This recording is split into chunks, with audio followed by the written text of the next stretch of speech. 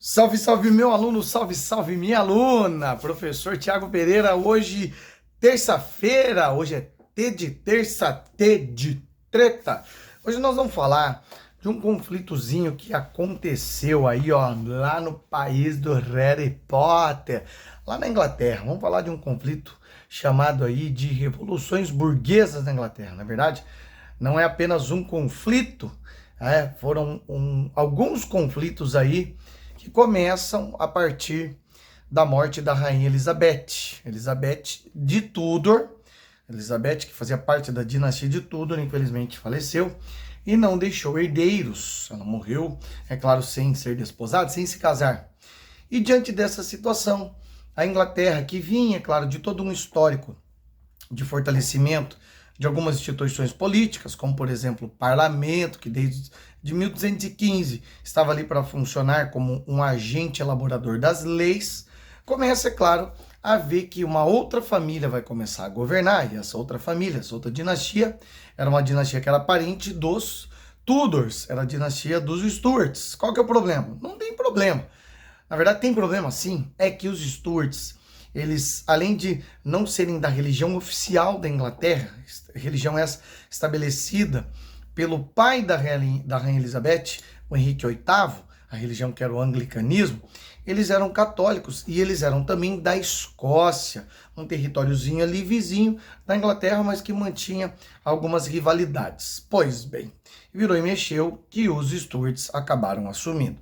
O primeiro rei, Jaime I, já logo quando começa a governar, é dito para ele, ó rei, se você quiser governar, você tem que mudar a sua religião. Você vai mudar para quê? Você vai se tornar aí, ó, anglicano. Ele falou, beleza. Até porque os padres anglicanos chegaram para ele na época e disseram assim, ó, no bishop, no kings. Melhor dizendo, no bishops, no kings. Que significa o quê? Sem bispos não tem o rei. Ele foi lá, se converteu, governou de uma maneira muito árdua, muito dura, principalmente mantendo uma situação complicadíssima aí para a burguesia e também para as pessoas mais pobres. Claro que ele vai deixar de governar e em seu lugar vem o seu filho Carlos I.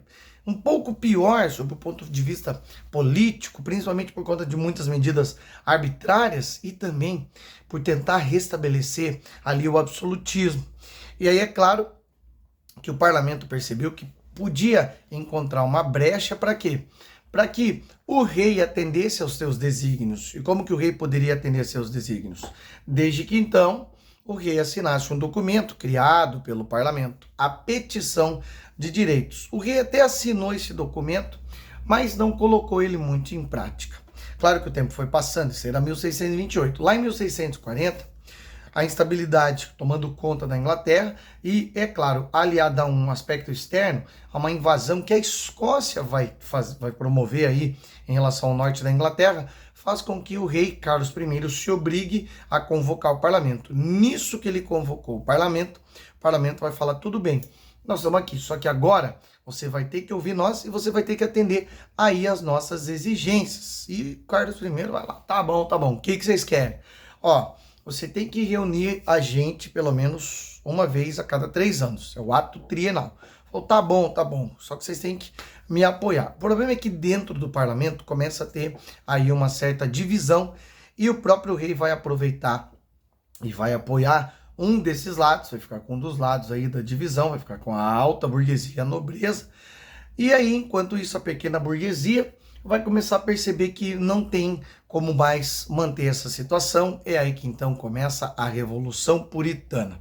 De um lado, os realistas, aqueles favoráveis a Carlos I. Do outro lado, os que eram mais do povo, mais ligados aí à população mais simples, também chamados aí de Ironsides, ou costelas de ferro.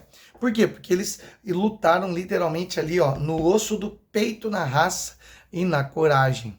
E é claro, né, muitos deles sem muitos equipamentos militares bons, tinham ali na figura de um desses parlamentares, Oliver Cromwell, alguém que comandou essa galera e venceu. E aí, é claro, o resultado da Revolução Puritana foi lá, povão venceu, a burguesia, a pequena burguesia acabou vencendo e se estabeleceu no poder. É aí que Oliver Cromwell começa a governar e ele em si passa a assumir uma postura também ditatorial. Tanto é que ele se autoproclamou ditador perpétuo. Na verdade, ele se nomeia aí protetor perpétuo da Inglaterra, mas na verdade ele estabelece muitas medidas aí à la ditadura, inclusive muito parecidas com aquelas que ele inclusive questionou e lutou contra. Mas ele não durou para a vida toda, tá? Não durou a vida inteira. Criou um ato legal aí, os atos de navegação, que eu quero, é claro, que você coloque aqui nos comentários o que são os atos de navegação. Vamos ver se você é bom em história mesmo, vamos ver se você se lembra dessa parte importante e, é claro, com o que ela acaba tendo aí relação. O negócio é que quando ele morre em 1658, seu filho, Richard Cromwell, assume, mas não durou muito tempo. E aí os Stuarts, na figura aí do príncipe Carlos II, que era irmão do Carlos I, filho do Jaime I, se recoloca no poder e, é claro, executa, inclusive, ele manda executar aqueles que já executaram o seu próprio pai. Aí você vai falar assim, mas o Oliver Cromwell já estava morto. Não interessa, executa que eu quero ver ele aí executado, quero ver ele enforcado. E Carlos I vai governar, até que então ele abre mão do trono em favor do seu filho, o Jaime II. E quando o Jaime II começa a governar, aí fica uma situação muito insustentável, politicamente falando, dentro da Inglaterra, uma agitação social muito grande, tanto é que vai fazer com que dois partidos políticos que eram oposição entre si, os Whigs e os Tories, se unissem, se fortalecessem uma aliança política para derrubar o rei Jaime II. E aí, o parlamento vai convidar a filha dele, Mary Stuart, que era casada com um holandês chamado Guilherme de Orange, e pergunta para ele: seguinte, vocês querem ajudar a gente a organizar um outro esquema político aqui dentro da Inglaterra? E eles vão topar, o Guilherme de Orange vai topar, inclusive vai ajudar a tirar o próprio sogro do poder, sacanagem, hein? E aí, antes do Guilherme de Orange sentar no trono real, haja vista, é claro, que o Jaime II já imaginava que isso ia acontecer e ó, deu no pé, foi para a França do Luís XIV, tá? E aí a coisa ficou assim na Inglaterra.